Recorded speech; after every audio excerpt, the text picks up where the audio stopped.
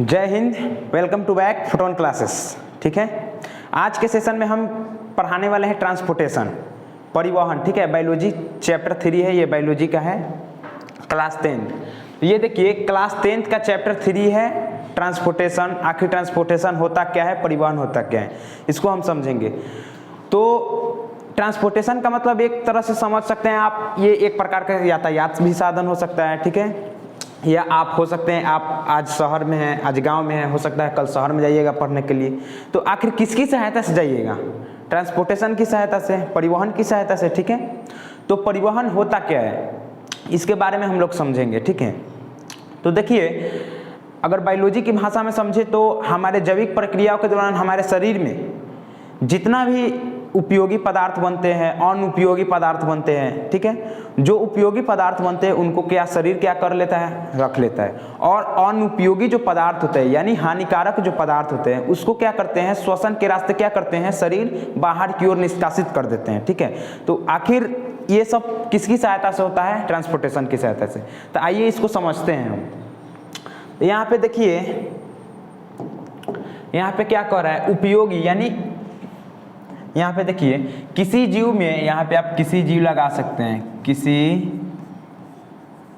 जीव में। ठीक है, किसी जीव में उपयोगी पदार्थ का, ठीक है, किसी जीव में उपयोगी पदार्थ पूछ रहा है, उपयोगी पदार्थ का उनके मूल स्रोतों से शरीर की प्रत्येक कोशिका तक पहुंचाने तथा अनुपयोगी और हानिकारक पदार्थों को कोशिकाओं से निकालकर गंतव्य स्थान तक पहुंचाने की क्रिया को ही क्या कहते हैं, ट्रांसपोर्टेशन कहते हैं। तो यानी आपुन क्या है, आपुन जीव है। ठीक है, हम लोग भी क्या है, जीव है। जीव का क्या शरीर क्या चीज के बना होता है, कोशिका के बना होता है। अब देखिए आपुन जीव है, जीव को क्या जरूरत होती है, पोषक तत्वों की जरूरत होगी, खाद्य पदार्थ की जरूरत होगी। ठीक है, मान लीजिए कि ये क्या है, कोशिका है, एक प्रकार से इसको समझ लिए कोशिका। ठीक है, इसको आप मान सकते हैं सेल। ये क्या है, कोशिका। ये मैंने कोशिका का चित्र बनाया, ये कोशिका का चित्र बनाया, और उसके बाद ये हमने बनाया, ये देखिए फेफड़ा का चित्र बनाया। ठीक है,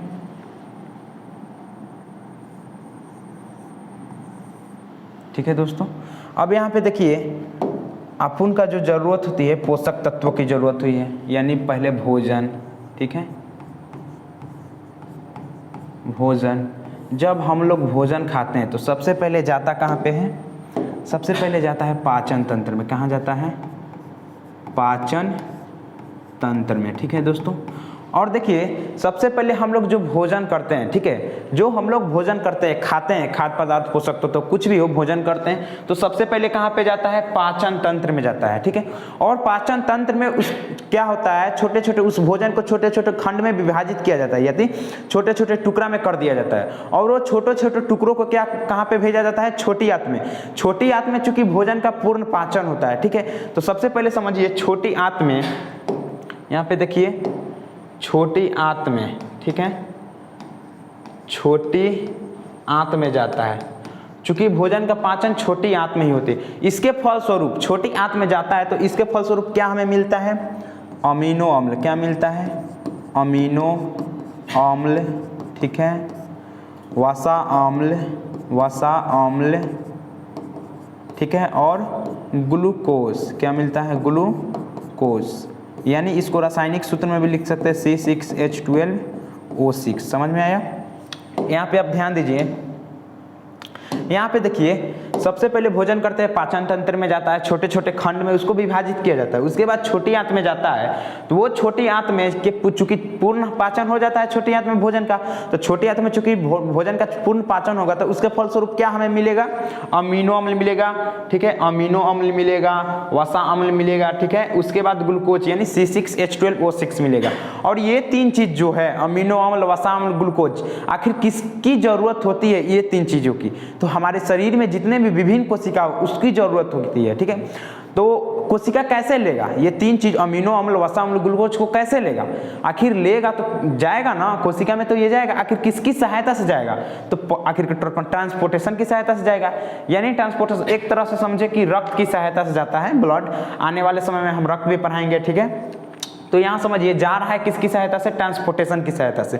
तो यहाँ पे देखिए ये तीन चीज हमने ले लिया, ठीक है, C6H12O6, ठीक है, अब प्लस में इसके फलस्वरूप ऑक्सीजन, ठीक है, ऑक्सीजन चूंकि हम लोग तो मिलता है, ऑक्सीजन तो मिलवे करता है। और देखिए C6H12O6 प्लस O2 यानी ऑक्सीजन, इसको पूर्ण ऑक्सीकरण अगर कराए, ठीक है, अगर पूर्ण ऑक्सीकरण कराया जाए तो हमें इसके फलस्वरूप मिलता है क्या क्या, CO2 प्लस H2O, ठीक है, और प्लस में एनर्जी यानी ऊर्जा मिलता है, यानी ताकत, ठीक है।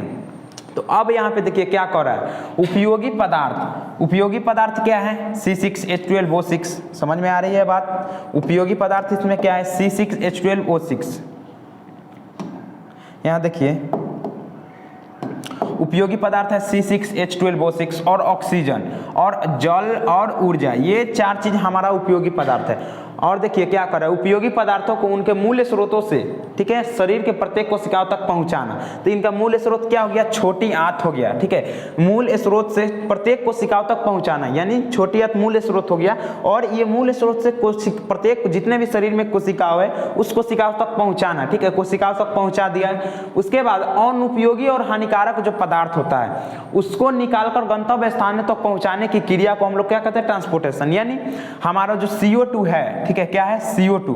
तो सबसे पहले ये CO2 के हम निकालेंगे, निकालने के लिए सबसे पहले फेफड़ा में, ठीक है, फेफड़ा में जाएगा, समझ में आ रही है बात। फेफड़ा से श्वसन के रास्ते कहाँ पे जाएगा, गंतव्य स्थान यानी बाहर निष्कासित कर देगा, ठीक है, निष्कासित कर दिया, समझ में आया बात मेरी।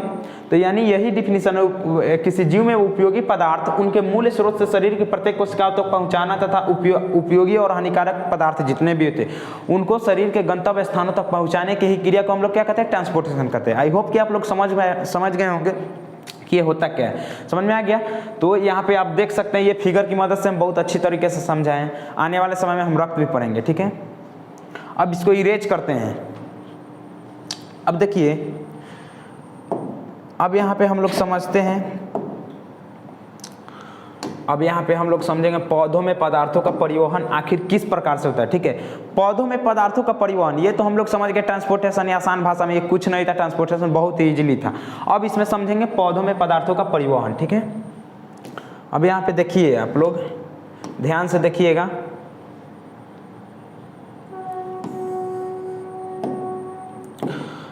अब यहाँ पे देखिए क्या कह रहा है। अब देखिए पौधों में पदार्थों का परिवहन यानी एक कोशिकीय पौधा, ठीक है, एक कोशिकीय पौधा और सरल बहुकोशिकीय शैवालों में पदार्थों का परिवहन किसके द्वारा होता है, यानी डिफ्यूजन के द्वारा होता है, ठीक है। एक कोशिकीय पौधा, ठीक है, ध्यान सुनिएगा, एक कोशिकीय पौधों और सरल बहुकोशिकीय पौधों, ठीक है, शैवालों में पदार्थों का जो परिवहन होता है, ये वाला हम पढ़ रहे हैं, पदार्थों का जो परिवहन होता है विसरण क्रिया द्वारा होता है, हमेशा याद रखिएगा, किसके, डिफ्यूजन, FFUSION, डिफ्यूजन यानी विसरण क्रिया के द्वारा होता है पौधों में पदार्थों का परिवहन, ठीक है। चलिए नेक्स्ट की ओर बढ़ते हैं। अब देखिए अब यहाँ पे हम लोग समझते हैं जाइलम एवं फ्लोएम। तो यहाँ पे देखिए यहाँ पे कुछ नोट पॉइंट्स में दिए हुए हैं। जटिल बहुकोशिकीय पौधों में जल एवं खाद्य पदार्थों के परिवहन के लिए एक खास तंत्र लगा होता है, यह खास तंत्र होता है जिसे हम लोग क्या कहते हैं, संवाहक उत्तक कहते हैं। समझ में आया मेरी बात। जटिल जो बहुकोशिकीय पौधा होता है उसमें जल एवं खाद्य जो पदार्थ होता है, H2O एवं खाद्य पदार्थ होता है, परिवहन के लिए एक खास तंत्र होता है।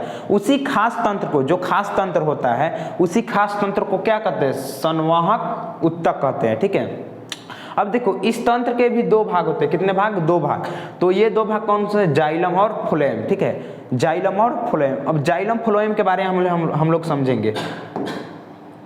अब देखिए जाइलम और फ्लोएम, जाइलम जो होता है यह जल संवाहक उत्तक भी कहा जाता है। यह मिट्टी से जल एवं खनिज लवणों को पौधों से जड़ से पत्तियों तक ले जाता है। यानी जो जाइलम होता है, सपोज दैट इसको मान लीजिए पौधा, ठीक है, हम पौधा बना लिए,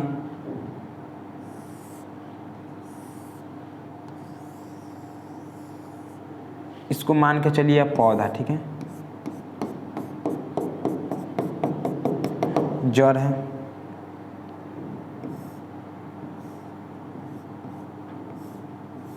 अब यहाँ पे देखिए क्या कह रहा है, यह जल संवाहक ऊतक भी कहलाता है। यह मिट्टी से जल एवं खनिज लवणों को पौधों से जड़ तक पत्तियों तक, यानी इसमें समझिए कि मिट्टी है, क्या है, मिट्टी और खनिज है, ठीक है, और जल है नीचे।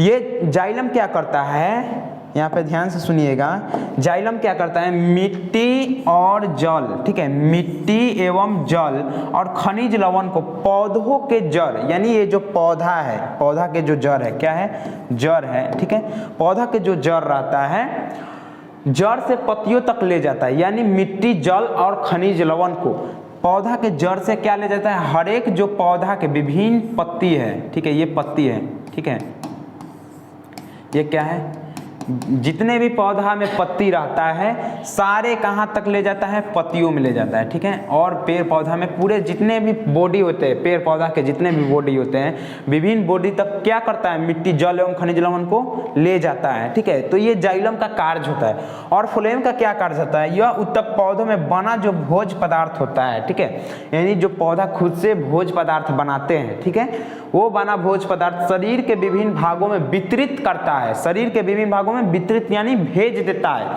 यानी यानी फ्लोएम का काम होता है, पेड़ पौधा जो खुद से भोजन बनाते हैं वो पेड़ पौधा के विभिन्न भागों में क्या करता है, भेजना, वितरित यानी भेजना, ये फ्लोएम का कार्य होता है, ठीक है। तो अब चलिए नेक्स्ट की ओर हम लोग बढ़ते हैं।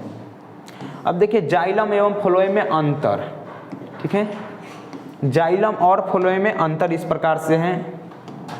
देखिए क्या कह रहा है, जाइलम, इसकी कोशिकाएं मृत होती है, मृत मतलब मरा हुआ, ठीक है, इसकी जो कोशिकाएं होती है मृत होती है, यानी मरा हुआ इसकी कोशिकाएं होती है, मर गया जो रहता है, ठीक है, और इसकी कोशिकाएं जीवित होती है। ध्यान सुनिएगा, जाइलम की जो कोशिकाएं होती है मृत होती है, यानी मर चुका होती है, और फ्लोएम की जो कोशिकाएं होती है जिंदा होती है, यानी जीवित होती है।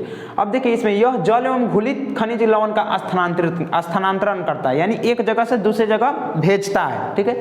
और देखिए इसमें कह रहा है यह खाद्य पदार्थों का स्थानांतरण करता है। इसमें देखो जाइलम में हम क्या बताए हैं, जल और खनिज लवण और मिट्टी को विभिन्न भागों में स्थानांतरण करता है, यानी भेजता है। और ये जो फ्लोएम होता है ये बना, जो पौधा में बना भोज पदार्थ होता है उसको एक जगह से दूसरे जगह स्थानांतरित करता है, यानी भेजता है, ठीक है। अब देखिए 3 नंबर कह रहा है, इसमें जल एवं घुलित खनिज लवणों का बहाव ऊपर की ओर होता है और इसमें नीचे की ओर होता है, ठीक है। तो ये रहा आपका अंतर। आज के सेशन में हम यही समाप्त करते हैं, जाइलम और फ्लोएम तक, ठीक है। अगला सेशन में हम पार्ट 2 इसका वीडियो लेकर आएंगे। जय हिंद।